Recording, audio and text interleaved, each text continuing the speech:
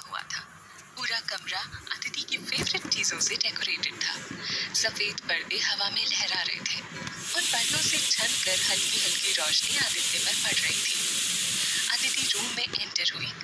Blue colour की साड़ी और मंगलसूत्र, भीगे भीगे बाल और मांग में सिंदूर सजाए वो बला की खूबसूरत लग रही थी। उसने रूम में आते ही म्यूजिक ऑन किया।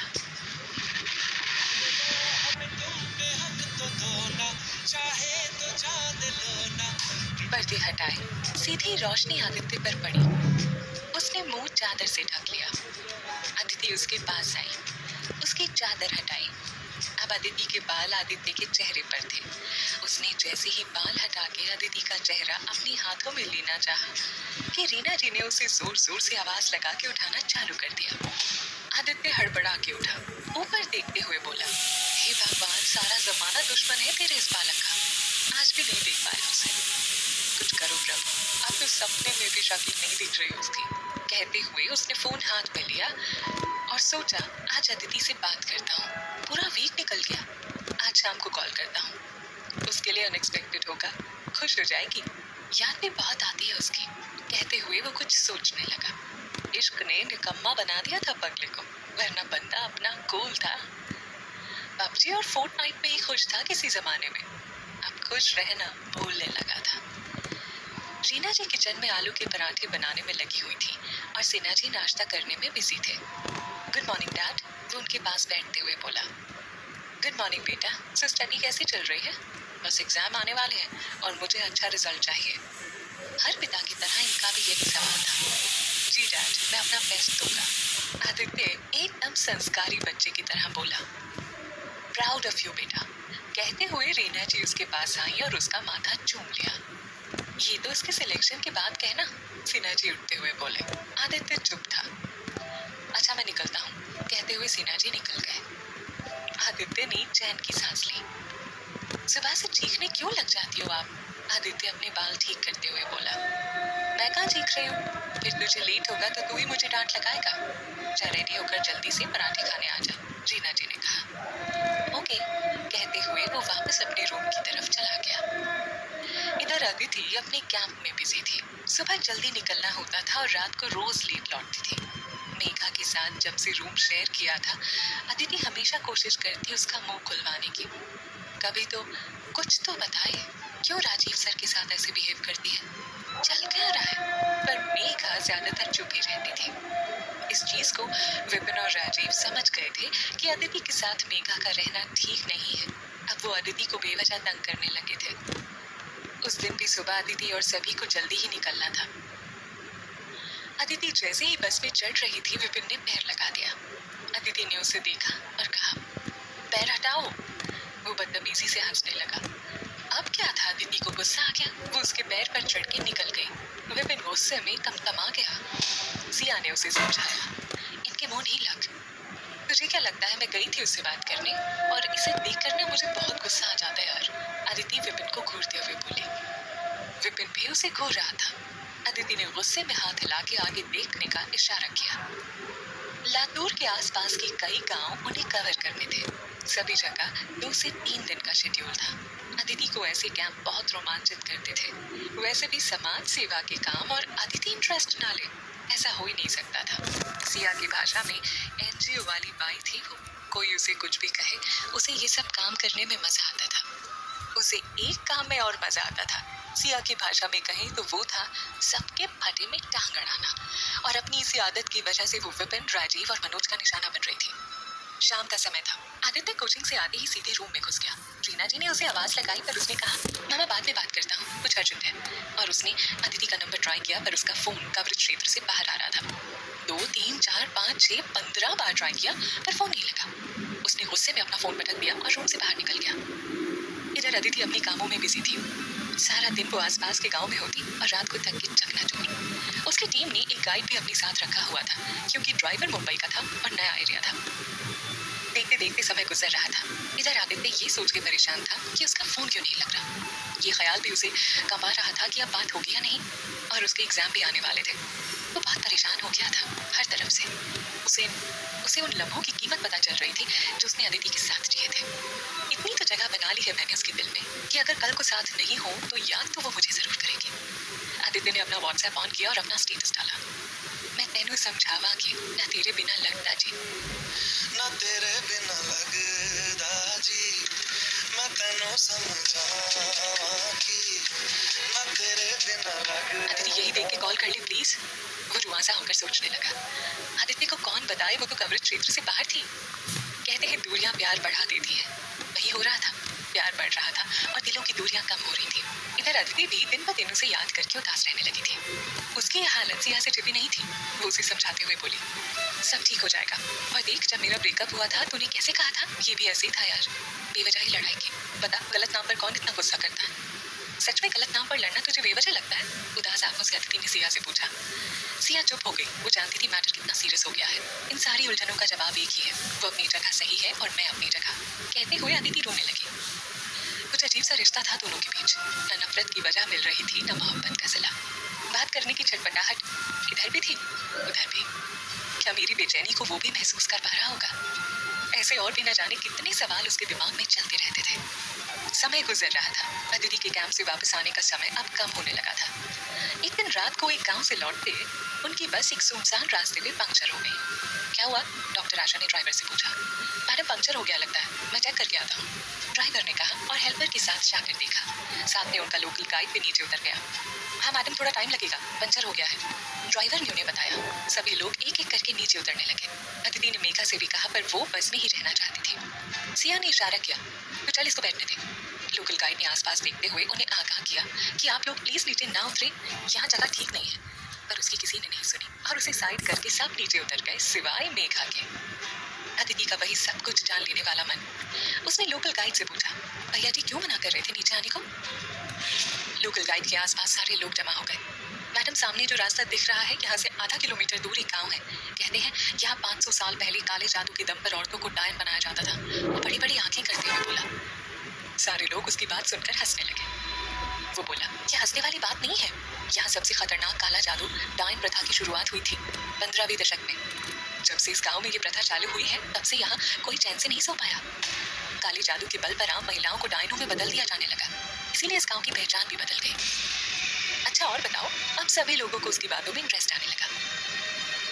पहले एक महिला डायन बनी, फिर कई बनी। पहले तो गांव के लोगों को समझ नहीं आया, फिर जब डायनों का साया गांव वालों को परेशान करने लगा, तब उन्हें पता चला वो डायन शिकार करती थी। पहले तो खुद के घरों को निशाना बनाया, फिर पूरा गांव ही उनकी कैद में आ गया। जवान लड़के डायनों के पेड़ के पास मरे हुए लड़के पाए जाने लगे। डायनों ने उन्हें प्रेम जाल में फंसाया, फिर खून चूसा। खून का इस्तेमाल तंत्र मंत्र के लिए भी किया। वो बोला। लड़कियां डरने लगी थी। रात का समय था, हर तरफ अंधेरा, ऊपर से लोकल गाइड की बातें। गांव के बचे हुए लोगों ने उन डायनों को पेड़ों में बांध करके न जिंदा जलाना शुरू कर दिया। गाइड बोला, बस करो यार, क्यों डरा रहे हो? सिया उसे झिड़कते हुए बोली। और बताओ भैया, उनमें से एक लड़का बोला। डायनों ने श्राप दिया कि वो एक दिन जरूर आएंगी। यहाँ आज भी रात को पेड़ पर कील ठोकना, थूकना और पेड़ के नीचे सोना सब मना है। तो डायने आज भी है यहाँ, देख के आए? लड़का बोला। हाँ, रात में डायनों की आत्मा आज भी यहाँ आती है। पहले जैसे वो ताकतवर नहीं रही, पर इनके डाले जालों में कोई फंस जाए तो उन्हें ये पकड़ लेती है। गाइड बड़ी बड़ी आंखें करते हुए बोला। लोकल बंदे ने उन्हें बुरी तरह से डरा दिया था। सारी लड़कियां डरी हुई थी और लड़के उसके मजे ले रहे थे। लोकल गाइड की बातों से सभी लोग डरे हुए थे कि तभी बस से जोर से चीखने की आवाज आई। सभी लोग डर गए और दौड़ के बस की तरफ गए। डॉक्टर पुष्कर सबसे पहले बस में चढ़े। उनके पीछे अदिति और बाकी लोग थे। जैसे ही बस में वो चढ़े, देखा मेघा एक सीट पर पड़ी हुई थी। उसकी आंखें बंद थी, मुंह खुला था और उसकी गर्दन से खून की धार बह रही थी। अदिति दौड़ के उसके पास गई। उसने अपने गले का स्कार्फ निकालकर मेघा की गर्दन पर रखा। उसका ब्लड फ्लो रोकने की कोशिश की, पर वो नाकामयाब रही। सभी लोग बहुत ज्यादा डर गए थे। लोकल गाइड ने उन्हें और डरा दिया। मैंने कहा था ना आप लोगों से यहाँ डायन आती है, आप सब नीचे आ गए। ये देखो, अनहोनी हो गई। बिल्कुल वैसे ही गर्दन कटी है जैसे डायन काटती है। चुप कर, सिया उसे जोर से डांटते हुए बोली। फर्स्ट एड लाओ, डॉक्टर आशा ने सिया से कहा। मेघा अपना हाथ लंबा करके कुछ इशारा कर रही थी। सामने प्रकाश खड़ा था। सभी उसकी ओर देखने लगे। वो डर गया। मैंने कुछ नहीं किया, मैं तो नीचे था सभी के साथ, वो घबरा कर बोला। अदिति ने देखा प्रकाश के पीछे विपिन खड़ा था। मेघा, अदिति ने उसे फिर से उठाने की कोशिश की। मेघा के शरीर में कोई हलचल नहीं थी। अदिति ने डॉक्टर आशा को देखा। मेघा मर चुकी थी। इधर लोकल गाइड टायर की रट लगाए बैठा था। उसे डॉक्टर आशा ने डांट कर चुप किया। बस का टायर रिपेयर करके बस को लातूर तक लाया गया। वहां मेघा को एक हॉस्पिटल में ले जाया गया। डॉक्टर ने उसे मृत घोषित कर दिया। सारे लोग बुरी तरह से डरने लगे थे। अच्छे खासे कैंप में किसी की जान जाना कोई आम बात नहीं थी। अदिति और सिया हॉस्पिटल से अपने रूम में गई तो उन्होंने देखा मेघा का सारा सामान बिखरा पड़ा था और उसकी डायरी जमीन पर पड़ी थी। अदिति ने दौड़ के डायरी खोली, देखा उसके सारे पन्ने फटे हुए थे। क्या शिट है ये यार, सिया ने इधर उधर देखते हुए कहा। किसने किया होगा ये सब? अदिति बोलते हुए कुछ सोचने लगी। लोगों का भला करने आए थे, हमारी साथी चली गई, सिया रुआसी होकर बोली। अदिति ने उसे समझाया, हमारे हाथ में कुछ नहीं होता सिया, कहते हुए वो कुछ सोचने लगी। तूने देखा मेघा ने किसकी तरफ उंगली की थी? अदिति बोली, प्रकाश की तरफ। पर वो एक नंबर का चमन लाल है, वो तो नीचे भी खड़ा था, वो कुछ नहीं कर सकता। मेघा बोली। सिया बोली, उसके पीछे विपिन खड़ा था और जब गाइड हमें डायन की कहानी सुना रहा था वो हमारे आसपास नहीं था। ऐसा लग रहा है मुझे, पर मैं श्योर नहीं हूँ। कहते हुए अदिति मेघा के बिखरे सामान को देखने लगी। हो ना हो इसमें राजीव सर और विपिन का हाथ है, वो बड़बड़ाई। फिर अदिति डॉक्टर पुष्कर के पास गई और उसने ये बात डॉक्टर पुष्कर को बताई। डॉक्टर पुष्कर ने तुरंत ही राजीव और विपिन को बुलाया। राजीव, तुम मेघा को पर्सनली जानते थे? डॉक्टर पुष्कर ने पूछा। उतना ही सर, जितना बाकी को जानता था, नथिंग मच, वो अदिति को देखते हुए बोले। सर ये झूठ बोल रहे हैं, मैंने इनको मेघा के साथ कई बार देखा है। अदिति गुस्से में बोली। ओ हेलो, व्हाट रबिश, कुछ भी मत बोलो तुम। विपिन बीच में बचाव में आ गया। कीप क्वाइट, कहते हुए डॉक्टर पुष्कर ने उन्हें चुप किया। राजीव, अगर तुम सच में कुछ जानते हो तो please tell me about that. मैं नहीं चाहता पुलिस केस हो और अस्पताल का नाम खराब हो। डॉक्टर पुष्कर ने बोला। No sir, please trust me, doctor Rajeev ने निर्दोष होने का दावा करते हुए कहा। ठीक है राजीव, तुम जाओ। सर आप उन्हें ऐसे कैसे छोड़ सकते हैं? अदिति ने पूछा। देखो अदिति, सिर्फ देखी हुई बातों के हिसाब से हम कुछ भी नहीं कह सकते, डॉक्टर पुष्कर ने समझाया। ओके सर, कहते हुए वो अपने रूम की तरफ जाने लगे। रास्ते में विपिन का रूम भी पड़ता था, वहां से खुसर पुसर की आवाजें आ रही थी। अदिति अपने स्वभाव के अनुसार थोड़ी खुली विंडो से झांक कर देखने लगी। मिस्टर चौबे को पता चलेगा कि इस कैंप से हम उनके लिए कुछ नहीं ला पाए तो वो बहुत नाराज होंगे, और अब तो पुलिस केस भी बन गया है, संभाल के रहना होगा, मनोज बोला। राजीव सर कह रहे थे मारने की क्या जरूरत थी, मैं मैनेज कर रहा था ना, यहाँ जो करने आए थे वो भी नहीं होगा। विपिन बोला। बहुत मैनेज कर रहे थे, पानी सर से ऊपर जा रहा था और अब ये लड़की अदिति पीछे लग गई है, इसका काम भी निपटाना पड़ेगा। लड़की बहुत जान गई थी, उसे ड्रग देकर ज्यादा नहीं चला सकते थे, किसी भी दिन मुंह खोल देती, और ये अफेयर के मामले ना धंधे से दूर रखा करो तुम लोग, मनोज बोला। अदिति को अब यकीन हो गया था कि ये सब इन्हीं का किया धरा है। उसने सोचा इनकी रिकॉर्डिंग कर ली जाए, पर फोन तो वो जल्दी में रूम में ही भूल गई। वो वहां से जाने लगी कि कुछ सामान गिरने से वो तीनों चौकन्ने हो गए। इधर लोकल हॉस्पिटल ने पुलिस को इन्फॉर्म कर दिया था। पुलिस आई और इन्वेस्टिगेशन करने लगी। गाँव की पुलिस हमेशा पल्ला झाड़ने को तैयार। एक कांस्टेबल बोला, सर उस रोड पे ऐसे एक्सीडेंट होते रहते हैं, गांव वालों का मानना है यहाँ डायन वगैरह आती है। सीनियर इंस्पेक्टर भी कुछ खास रुचि नहीं ले रहे थे। इन्वेस्टिगेशन कर रहे के नाम पे एक और फाइल पुलिस स्टेशन में धूल खाने को जमा हो गई। अब उन लोगों को पुलिस इन्वेस्टिगेशन के नाम पर कुछ दिन और वही रहना था। इधर आदित्य की तकलीफें बढ़ती जा रही थी। एग्जाम डेट भी आ चुकी थी। उसने पूरी कोशिश की अपने आप को पढ़ाई में उलझाने की। अपने फोन को साइड में रख के खुद किताबों से दोस्ती कर ली। व्हाट्सएप, फेसबुक, सब पर ताला मार के अपने आप को प्रूफ करने में जुट गया। पर अदिति रह रह कर उसके सपनों में आती और उसे अपनी झलक दिखा के चली जाती। तुझे क्या लगता है मैं तुझे ढूंढ नहीं पाऊंगा? तू एक बार IPS बनने दे सोना, तू जहां भी होगी ना गोद में उठा के ले आऊंगा, वो मन में कई बार कहता। आंखें किताबों में होती और दिमाग में संगीत के तार छिड़े होते। वैसे ही जैसे एग्जाम का पेपर जब हाथ में आता है तो आंसर से ज्यादा हमारे दिमाग में गाने चल रहे होते हैं। कभी सोचता कहीं वो परेशानी में तो नहीं होगी, कभी वो उस पर गुस्सा होता, कभी उसकी बातों को याद करके हंसता, तो कभी उसे याद करके उसकी पलकें भीग जाती। उसे ये सब बचपना लगता, पर बचपना तो हम सब में हर उम्र में होता है, चाहे वो 5 साल हो, 25 साल हो या 65 साल। हमारा बचपन कभी ज्यादा नहीं है, बस उसे हम दुनिया को दिखाना कम कर देते हैं। पर अकेले में तो हम वो सब जी सकते हैं जो हमें अच्छा लगता है। आदित्य भी वही कर रहा था। देखते देखते एक हफ्ता और बीत गया। कुछ समय बाद लोकल पुलिस से परमिशन लेकर कैंप ग्रुप वापस मुंबई जाने लगा। अब अदिति विपिन से थोड़ा दूर ही रहती। विपिन खुश था कि लड़की अब छानबीन नहीं कर रही है, पर वो निश्चित कर चुका था ये बीच में आई तो रहेगी नहीं, बस अपनी गति से चल रही थी। अदिति अपना फोन हाथों में लिए बैठी थी, बार बार ऊपर नीचे करके अपना नेटवर्क देख रही थी। नेटवर्क मिलते ही उसने सबसे पहले अपने आदि को व्हाट्सएप पर देखा। लास्ट सीन तो उसका 7 दिन पहले का था, पर उसने उसका स्टेटस देखा। मैं तेनू समझावांगी ना तेरे बिना लगता जी, ना तेरे बिना लगदा जी, मैं तेनू तेनू समझावां कि मैं तेरे बिना लगदा। अब अदिति के चेहरे पर 1.5 मीटर लंबी मुस्कान आ गई। बस में ही उसने सिया को दिखाया। देख, कहते हुए वो मुस्कुराई। फोन कर लूं? अदिति ने आगे कहा। हाँ कर ना, एक्साइटेड होते हुए सिया ने कहा। यार पता नहीं उसने फोन किया होगा या नहीं। अदिति सोच में पड़ गई। और ये स्टेटस ये भी तेरे लिए नहीं होगा है ना? सिया ने गुस्से में कहा। ये तो मेरे लिए है, अदिति मुस्कुराकर बोली। तो फोन कर अब, सोच मत, अगर ना उठाए तो दोबारा मत करना, सिया उसे राय देते हुए बोली। ठीक है, कहते हुए अदिति ने फोन किया। उधर आदित्य अपना फोन रूम में पटक के बाहर गार्डन में था। वरुण आया हुआ था, उसके साथ ही गप्पे लगा रहा था और उसे पता ही नहीं चला। अदिति उदास हो गई और बोली, फोन नहीं उठाया उसने आज। कोई नहीं, दोबारा कर, बिजी होगा, सिया ने कहा। इज्जत नाम की कोई चीज होती है या नहीं, तू ये बता। बस उकसाते रहो, उसने सिया को झाड़ते हुए कहा और आगे बोली। अभी नहीं कर रही, अब इंतजार करूंगी। आदित्य भी वरुण के जाने के बाद अपने रूम में आया और उसने देखा अदिति का फोन। उसकी आंखों में एक चमक आ गई। उसने तुरंत फोन घुमाया। अदिति बस में अपने ख्यालों में तो आदित्य से न जाने कितनी बातें कर चुकी थी। एकाएक उसका फोन रिंग हुआ। अदिति ने तुरंत हेलो कहा। उधर आदित्य हाय बोलकर अपने सीने में हाथ लगा के बिस्तर पे गिर गया। अदिति ने दोबारा कहा, हेलो आदि, कैसे हो? जख्मी करके पूछ रही हो दर्द कितना है? कितना रोना आया मुझे। तुम्हें क्या लगता है कैसा होगा? अजीब सा डर कि तुझे खो चुका हूँ, अपना करियर सब दांव पर लगा के बैठा हूँ। नाराज मुझे होना चाहिए, बात मुझे नहीं करनी चाहिए, और यहाँ तुम अपना फोन बंद करके बैठे हो। नॉट डन शो ना, बात नहीं करनी चाहो। कहते हुए आदित्य की आंखें भीग आई। सुनना, सॉरी, अदिति विंडो से बाहर देखते हुए अपनी पलकें साफ करते हुए बोली। हाँ, कान भी पकड़ो और उठक बैठक भी करो, आदित्य रोटते हुए बोला। अच्छा, बस से उतरते ही करती हूँ, अदिति अच्छे बच्चे की तरह बोली। बस से कहाँ जा रही हो? आदित्य ने पूछा।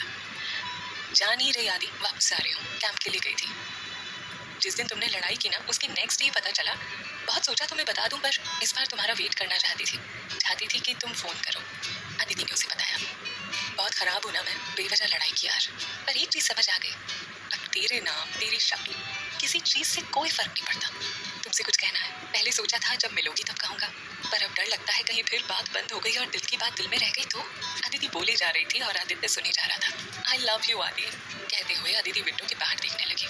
आई लव यू टू शोना, कब से कहना चाह रहा था तुमसे, आदित्य बहुत एक्साइटेड होकर बोला। वो खुशी में झूमने लगा। प्लीज आज के बाद कोई लड़ाई नहीं, प्रॉमिस करो, अदिति बोली। पक्का, कहते हुए वो हंसने लगा। फिर आगे बोला, बस नेक्स्ट ना कुछ दिनों में एग्जाम है, फिर मैं प्लान करता हूँ मुंबई का। सच? अदिति एकदम जोर से खुशी से चिल्लाई। बस में सारे लोग उसे देखने लगे। सिया ने उसे हाथ हिलाते हुए पूछा, क्या हुआ? उसने सिया का हाथ पकड़ के नीचे किया। बताती हूँ वाली स्माइल में उसे चुप किया।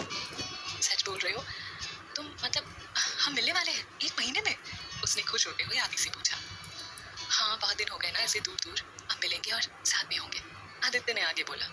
वो बात कर ही रहे थे कि रीना जी ने आदित्य को आवाज लगाई। सुन, फोन रखता हूँ, जल्दी फोन करूंगा, तब तक मेरी शोना का ख्याल रखना, आदित्य एकदम रोमांटिक मोड में बोला। जी सर, कहते हुए अदिति हंसी और फोन काट दिया।